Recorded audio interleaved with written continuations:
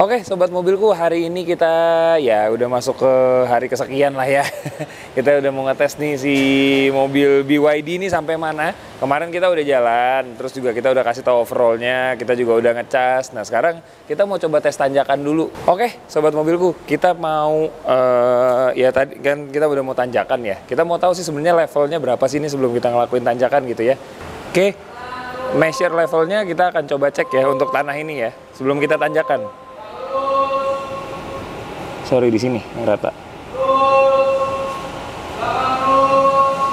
Oke, ini di angka sorry 10 maksimal sih ya sebenarnya, minus 10 sama minus 9. Jadi dia sekitar segini 10 lah.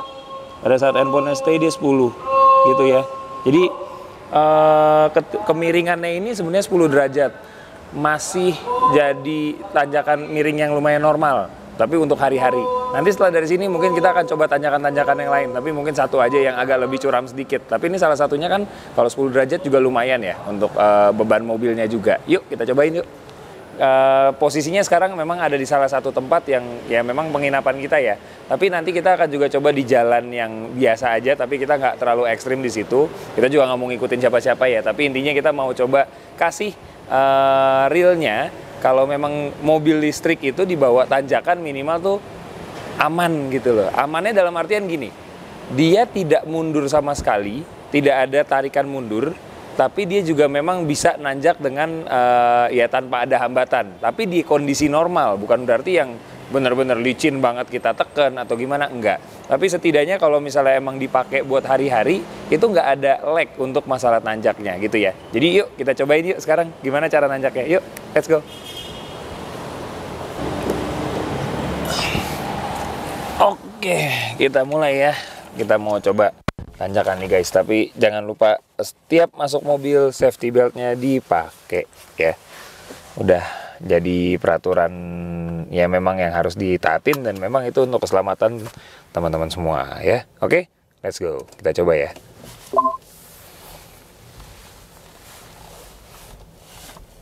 Oke, ini kita masuk ke ya tanjakannya ya. Tapi ini kita lagi nurun dulu. Nah di depan udah ada tanjakan. Kita akan coba gayanya kalau kita memang lagi nanjak di apa kayak di daerah puncak gitu ya.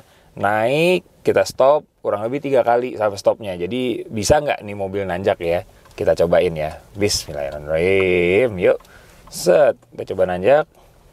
Udah miring. Kita berhenti. 1. Oke, coba kita nanjak lagi. Oke, no issue. Tanjak lagi.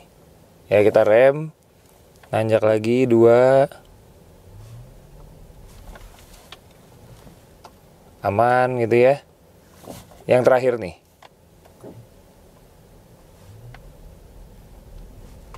Sama sekali no issue ya. Asik. Dan ngerem udah gitu juga apa namanya direct power konstannya itu tuh ada gitu loh. Jadi enak sebenarnya sih, nggak ada masalah.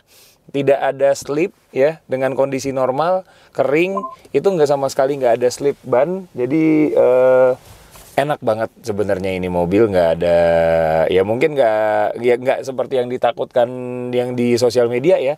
Kalau katanya mobil listrik, wah powernya kurang. Kayaknya ini oke sih. Di posisi normal bukan apa namanya, kita bukan ngomong ini bukan jalanan biasa, tapi aspalnya juga kering gitu ya, tanjakannya aman, nggak ada masalah sama sekali kok untuk apa nanjaknya. Jadi kalau dibilang tapi ini mungkin sorry ya, mungkin saya akan ralat karena memang ini BYD kan juga bukan yang seri yang paling bawah ya, tapi ini seri mid-nya, tapi powernya udah oke gitu ya, tanjaknya juga bagus. Reminder aja yang kita pakai ini posisinya normal juga dengan auto hold yang nyala gitu ya. Jadi pas direm dia ngehold gitu ya, jadi nggak ada pergerakan sama sekali, nanjak turun, nanjak gitu ya.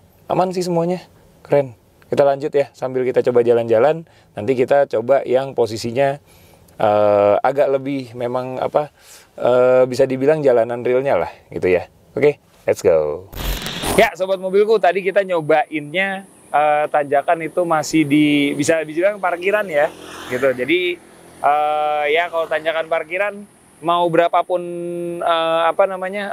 kemiringannya sih kayaknya ya itu umum-umum aja gitu ya. Nah, cuman kalau tanjakan itu adanya di jalan yang agak sedikit lebih umum kayak yang ada di sini, mungkin nanti bisa dikasih lihat.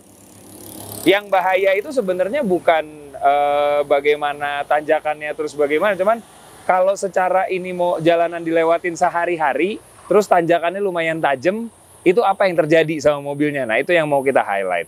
Sebenarnya gitu ya. Ini juga nanti mungkin bisa dilihat, ini masih jalanan umum, motor juga masih lewat gitu ya. Saya nggak tahu berapa kalau bicara derajat, kayaknya sih mungkin ya di atas, tetap pasti di atas 10, karena kalau tadi parkiran memang 10 gitu ya. Cuman saya nggak tahu pastinya berapa, tapi ini cukup terjal karena berapa kali kita juga pakai motor yang rada tua sempat mati karena memang salah momentum. Nah, ini di sini kita tekniknya adalah kalau tadi kita 3 kali berhenti. Kalau di sini karena memang ini jalan umum, yang kita takutin malah justru kendaraan lain yang nggak punya momentum. Jadi kita akan mainnya agak lebih safety. Kita akan jalan dari bawah sana gitu ya. Terus di depan kamera nanti kita akan berhenti 1 kali. Kita akan lihat mobil ini bisa naik nggak ke hill gitu ya. Nanti kita akan coba lihat si mobil BYD Atto 3 ini kuat nggak dengan posisi start stop yang bentuknya seperti ini. Masih lebih umum, jadi masih lebih relate lah sama orang-orang yang mungkin mau membeli mobilnya gitu ya. Yuk kita langsung aja cobain mobilnya, start dari bawah sana.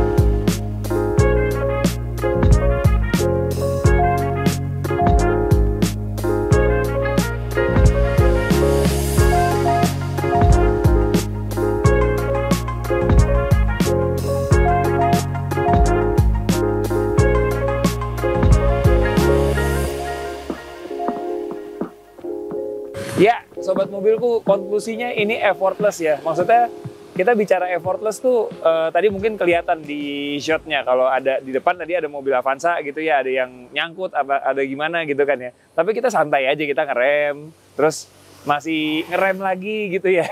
Tapi masih bisa naiknya nggak pakai ribet. Itu nggak, saya jujur tadi konfigurasinya nggak pakai yang macam-macam, nggak pakai sport, nggak pakai apa. Saya cuma pakainya eco, yang bisa dibilang paling minimal untuk soal masalah tarikannya. Tapi semuanya effortless. Naiknya aman, nggak ada masalah. Ya mungkin memang akan berbeda kalau nanti ada beban-beban tertentu. Gitu ya, misalnya mungkin lebih berat atau apa yang ada di dalam. Mungkin akan ada sedikit effort. Tapi ya mungkin sport mode-nya akan lebih membantu.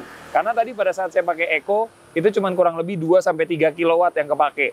Kalau misalnya kita tadi mikir pakai sport kan bisa sampai 43 kilowatt. Artinya powernya masih lebih bisa naik lagi gitu kan.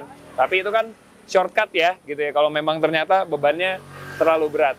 Kuncinya sih ini effortless untuk ya daily driving, apalagi ini juga tadi kita udah hitung ya, kalau nggak salah si tanjakan ini sampai di 15 derajat. Memang mungkin nggak setinggi yang ada di toko sebelah, tapi setidaknya kita sudah cukup untuk yang memang basicnya untuk yang jalanan umum, yang dilewatin banyak orang. Saya juga tadi nggak terlalu berani banyak-banyak berhenti, karena takutnya di belakang nanti akan ada yang mungkin cari momentum, atau mobil combustion yang nggak bisa naik gitu kan ya. Tapi basicnya mobil ini effortless sih untuk nanjak. Jadi oke banget ya. Balik lagi, saya Ulung Putra Windy, kita ketemu lagi di channel berikutnya. Dadah!